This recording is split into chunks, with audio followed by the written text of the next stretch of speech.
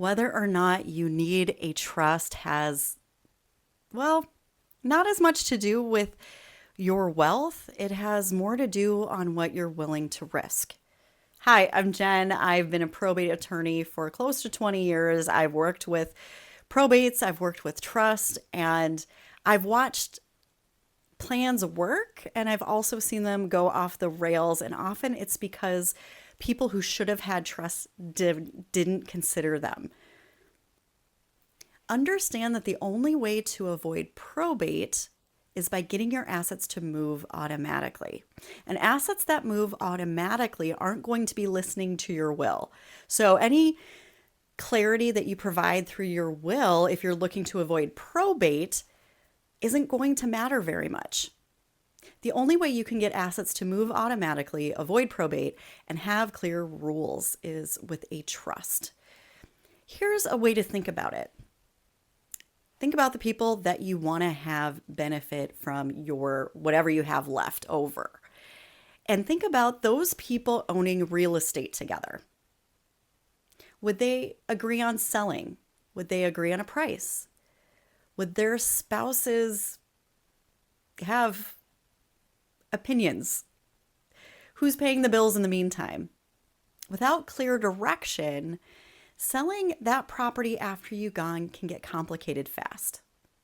So even without a probate, things get complicated, sometimes so complicated that the court has to get involved anyway.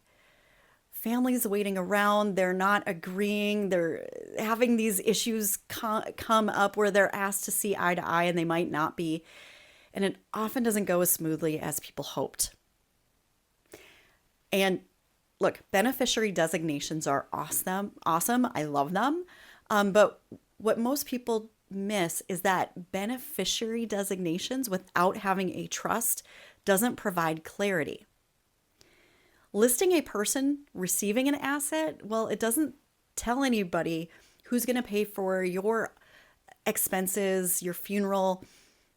It doesn't explain who's going to manage these assets. There's no protection if your beneficiary is going through a divorce or as creditors, or this one catches people off guard.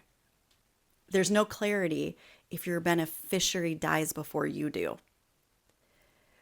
When you don't give them rules that you can through a trust, then when there's a blank, your beneficiary dies and there's no one behind them for the institution to give the money to. It's the institution that's going to decide where those assets go.